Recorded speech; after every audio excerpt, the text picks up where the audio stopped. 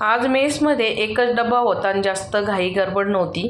तर चला आज मस्त अशी शेपू भाजी बनवूया. तर शेपू भाजी 2 दिवस पहिलीच आणून ठेवल्यामुळं काय झालं, थोडी पिवळी झाली होती. पण चला काही हरकत नाही आहे.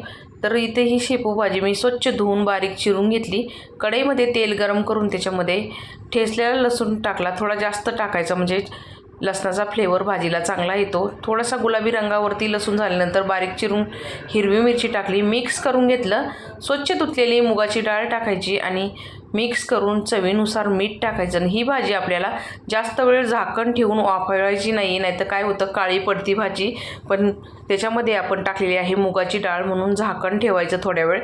तर इथे मी 2-3 मिनटंच ही भाजीला झाकण दिलं होतं आणि जी मुगाची डाळ शिजल्यानंतर इथं भाजी आपली तयार झालेली आहे. डाळ आणि राईस पण तयार झालेला आहे. तर मंडळी, जेवण तयार झालेलं आहे. या तुम्ही पण जेवायला. धन्यवाद.